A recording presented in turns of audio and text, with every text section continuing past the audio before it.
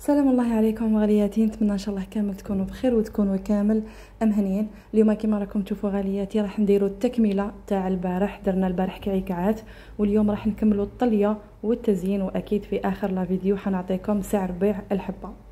حبيت نحلقوا ونقول لكم للاسف خياتي العزاز، يعني بالنسبه لي زابوني تاوعي اللي كانوا معايا في القناه الاولى، نقول لكم تقدروا تقولوا تخليت عليها 100%. للاسف ولظروف صعبه يعني اضطريت اني نخلي القناه تاعي وراح نواصل في هذه القناه.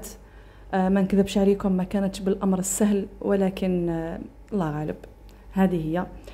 اما الوصفات اللي راح يكونوا هنا راح يكونوا بنفس المنوال ولا بنفس الطريقه. اكيد راح نواصل تحت شعار اصغر كيلة على اليوتيوب. راح نلبي طلباتكم كالعاده والعوايد، حاجه ما راح تتغير، انا هي انا. ونقول لكم مرحبا بكم كامل، شرفتوني ونورتوني، وربي يعطيكم ويمنيكم على تعليقاتكم الايجابيه والمحفزه. قولوا بسم الله وعلى بركه الله. اول حاجه راح نديروا طليه. هذه الطليه يعني اي مبتدئه تقدر ديرها بهذه الطريقه، اون كان ما يكونش يحكي فيكم السكر ولا. دونك هذه الطريقه بزاف هايله، يعني حتى ويكون عندكم سكر كميه قليله تقدري تبداي ومن بعد تزيدي. هذه هي. عندنا كيله تاع قارص، كميه تاع القارص راح تكون شويه اكبر كميه. عندي كيله تاع الزيت، راكم شفتوا الكيل تاعها. عندي كيله تاع مزهر وبياض بيضه، درتو في هذا القوبلي باش تشوفوه.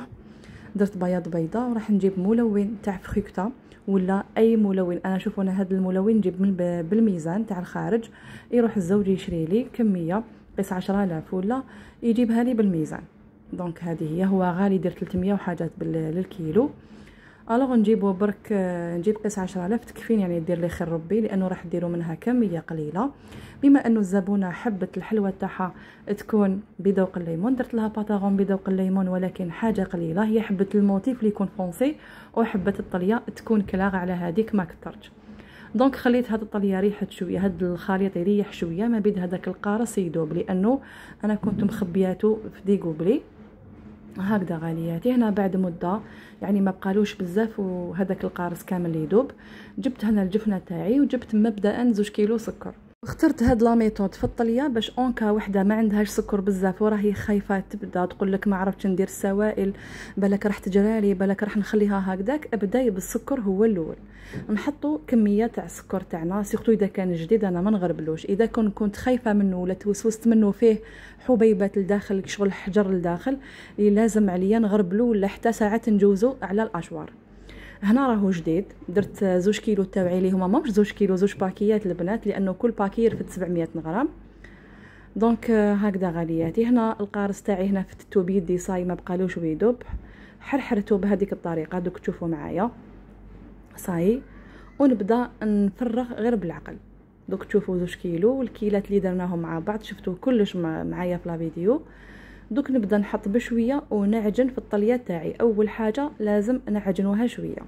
هنا راح نسرع شويه البنات، وراح تشوفوا معايا يعني شحال راح نخليه من هذاك الخليط. هكذا غالياتي نبقى نخلط. اكيد ما راحش تكفيني، راح نزيد السوائل، وما تخافوش كل ما تزيدوا السوائل كل ما الطليه تاعكم ولا السكر تاعكم يذوب. هكذا حبيباتي كما راكم تشوفوا نعجن في هذاك السكر. هنا نضمن انه ما كانش كاع هذوك لي غريمو تاع السكر، لانه عجنت السكر تاعي قبل هو ناشف. ومن بعد نبدا نضيف بالعقل حتى نتحصل على قوام الطليه اللي راني حبتها. ما لازمش تكون جاريه، وما تروحوش تحطوا كامل السوائل دفعه واحده. شوفوا البنات جوست حطيت الكميه الاخرى ديجا راهي سي بون. هذه هي الكميه اللي راح نتحصل، عفوا القوام اللي راح نتحصل عليه.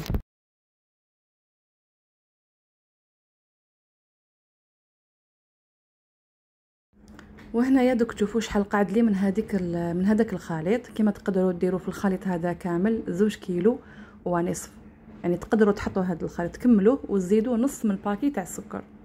هنا نروح نجيب المشبك تاعي، نجيب الجفنه تاعي باش تقطر لي الطليه تاعي من تحتها. جبت الكعكات اللي كانوا باتوا ليله كامله. هنا غد من داك العشيه باش وليت يعني بديت نطلي فيهم.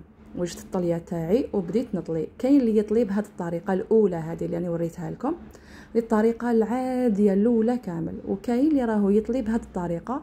انا نوري لكم 2 طرق وانتم اللي تعجبكم ديروها، وهما في لي دو ملاح. الاولى تزربوا والثانيه كيف خدمه تجيكم نقيه. جبت هكذا ان بوش جوتابل وراح نعمرها بالطليه ونديرها فتحه هكذا في لتحت تكون شويه مليحه، ونبدا على بشكل دائري، يعني وما نخلي حتى فراغ. ماذا بكم تبداو من النص وتروحوا للاطراف باش تجيكم خدمه شابه ونقيه كيما راكم تشوفوا هكذا شكل حلزوني.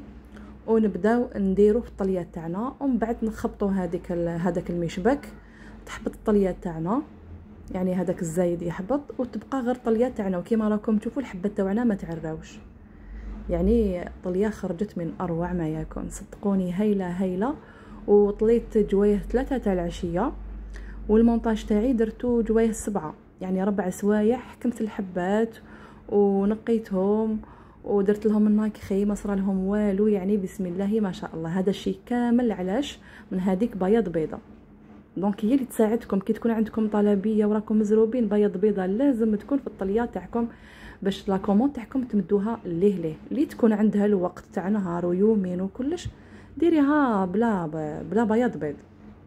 شوفوا البنات كيفاش نحبوا نقوهم، نحكوهم هكذا على هذاك المشبك راح يتنقاو اوتوماتيك، يعني راح يتنقاو تلقائيا. تنحي نتيا حاجه قليله. شوفوا البنات ويجوا طايبين الله من تحت حميمرين، ويجوا يذوبوا في الفم، يجوا طرايا وتاع الكاوكاو. دونك نقوا حتى هكذا في النص كيما راكم تشوفوا، يعني نقوهم ندوز عليهم كامل الحبات كيف. ومن بعد كي نقيهم نستفهم نجيب لهم من ناكخي بلون دوري من منتوجات امال، هذا اللي وريته لكم. نجيب بانسو وندير لهم تلميعه شابه. دونك حتى هذاك الملمع يعطيهم واحد اللمعه من اروع ما يكون، ويجي دوغي. كاين البلون البنات تحبوا تشرو تجيبوا البلون، قولوا له برك يعطيكم ناكخي بلون دوغي تاع منتوجات امل يعطيكم، وماشي غالي بزاف، وقيلا يدير 27000 وقيله. جبت هنا الغراء الغذائي ديما نوريه لكم، وجبت هنايا هاد لي موتيف كنت خدمتهم، درت لهم هذوك الاغصان بالناكخي دوغي تاع الجولد، وكنت ديما الناكخي هذاك نخلطه بشويه زيت، ومن بعد نلون الاغصان نخليهم هكذا يريحوا شويه قسما نوجد. اكيد اللي تحب تخدم طلبيه تجيب انواع تاع الكيسات وتشوف الكيسات اللي راح يساعدهم ولا اللي راح يساعدها في هذا الحجم. انا اليوم خدمنا بالمول تاع 6 عفوا حبيبات كبار لاباس بهم. سعر الحبه هكذا البنات يبيعوها 8500. كي تشوفوا هكذا كوموند كبيره تقدروا تساعدوهم، كيما كاين اللي يبيعوهم حتى يلحقوا هكذا ل 9000 حتى ل 10000 الحبه. دونك كل واحد كيف يحب يبيع. انا عطيتك الاسعار وانتيا ديري واش لي يخرج عليك. دونك هكذا غالياتي، شوفوا الله يبارك بسم الله ما شاء الله، خرجوا يهبلوا يا البنات، يعني يلمعوا من هذاك الناكخي. الطليه تاعنا خرجت بسم الله ما شاء الله. الموتيف خرج تاعها هايل، هذا تحت طلب الزبونه، يعني يا لي خيرت هاد الكولور مع هاد الكولور تاع الطليه. دونك نتمنى ان شاء الله انتم عجبتكم، خلوا لي رايكم. اما بالنسبه للبنات اللي راهم يخلوا لي تعليقاتهم باش يديروا طلبيه عندي، نقول لكم راح نخلي لكم رقم الواتساب في تعليق مثبت. اللي حبت تدير طلبيه نقول لك مرحبا بك. هكذا غالياتي، ونقول لكم الملتقى ان شاء الله في فيديوهات اخرى باذن الله. السلام عليكم ورحمه الله تعالى وبركاته.